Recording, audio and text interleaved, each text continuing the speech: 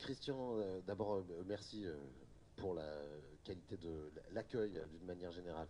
Est-ce que de votre expérience locale et institutionnelle et politique, vous avez des pistes de réflexion à verser à notre réflexion pour l'avenir plus globalement sur ces pistes de financement solidaire de la gestion de la ressource en eau?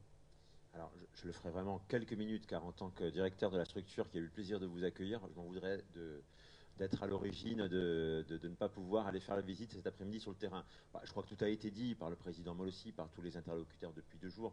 Ce qui paraît évident, c'est que je suis d'accord, on a parlé depuis 1 jour et demi de la problématique de la ressource en eau, du changement climatique. Or, la question effectivement qui se pose, c'est est-ce que ça c'est la GEMAPI? Clairement non. Et aujourd'hui, est-ce qu'on a des acteurs très identifiés? Est-ce qu'on a des modes de financement pérennes pour s'attaquer à ça? La réponse est non. Et je crois que l'urgence climatique, ça passe aussi par l'urgence de s'organiser et de trouver les financements pérennes. Alors, je pense qu'il y a eu un gros combat gagné pour l'Agence de l'eau, hein, on est très content, mais il faut aussi que les collectivités qui ont ce rôle et qui jouent ce rôle aujourd'hui sur le terrain puissent avoir des financements pérennes. Et aujourd'hui, il faut le dire, on fait du bricolage. Nous, quelques mots, et je n'irai pas beaucoup plus loin, on a fait une analyse du temps passé par les différents agents du SMAVD, et on s'est aperçu que l'on passe à peu près le 3/4 de notre temps sur des actions qui ne sont pas de la GEMAPI. Le 3/4. Or, aujourd'hui, les seuls financements pour nous qui sont pérennes, enfin, on va dire sécurisés, en quelque sorte, ce sont les financements liés à la GEMAPI avec les EPCI, mais essentiellement et uniquement pour faire des actions GEMAPI. Ça paraît très trivial, mais c'est comme ça que ça se passe. Et on est aujourd'hui obligé de flécher.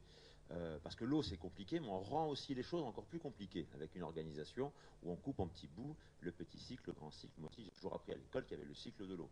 Pas le petit cycle, le grand cycle, et maintenant on va avoir le moyen cycle, le GEMAPI, le hors GEMAPI, ce qu'il est un peu dedans, un peu dehors. Bon, c'est quand même extrêmement complexe. Et ce qui est clandestin aussi, on l'a appris effectivement, parce qu'il y a une grosse partie qu'on ne voit pas en plus. Donc je crois qu'aujourd'hui, il faut être sérieux. Si on veut s'attaquer à ces choses-là, il faut mettre un peu d'ordre là-dedans, trouver les moyens de financement, effectivement, pour que nos partenaires continuent à pouvoir nous aider, l'agence de l'eau, évidemment, les grandes collectivités, mais il faut aussi que les EPTB, les EPAGE, enfin tous ceux qui interviennent à un niveau de bassin, aient les moyens d'assurer leur autofinancement. Car les subventions, c'est indispensable, mais s'il n'y a pas derrière une structure qui a les moyens de pouvoir être porteur d'opérations, on peut avoir toutes les subventions du monde, de toute façon, personne, on ne pourra pas les mener.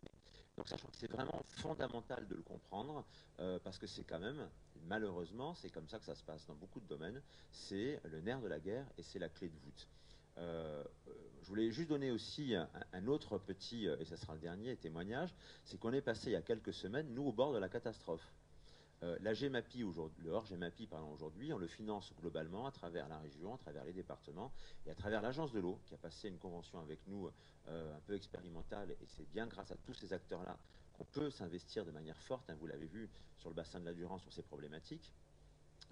Certains partenaires se sont posé la question récemment de leur retrait de la structure pour des questions qu'on a évoquées, des questions financières, des questions de difficulté à boucler leur budget et à boucler les compétences qui leur sont propres. Je comprends absolument.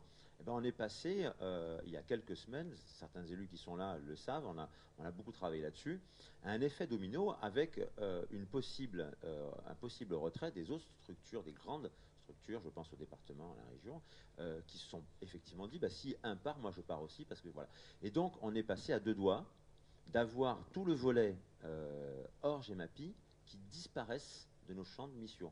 Qu'est-ce qu'on aurait fait dans ce cas-là? On serait redevenu ce qu'on était à l'époque, hein, puisque nous fûmes, nous naquîmes EPAGE et aujourd'hui nous sommes devenus EPTB, on serait redevenu un EPAGE à s'occuper que de la rivière. Donc voilà, tout ça est extrêmement fragile. Aujourd'hui est basé sur des ressources qui sont fragilisées. Est-ce que la convention qu'on a passée avec l'agence de l'eau, est-ce que c'est quelque chose qui aujourd'hui est sécurisé?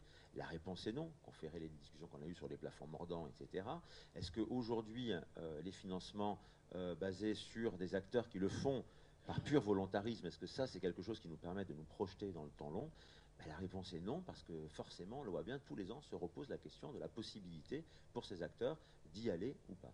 Voilà quelques mots qui est vraiment très court et qui est sous forme de témoignages que l'on a pu avoir sur la Durance. De jolis mots avec du plus que parfait. Merci beaucoup.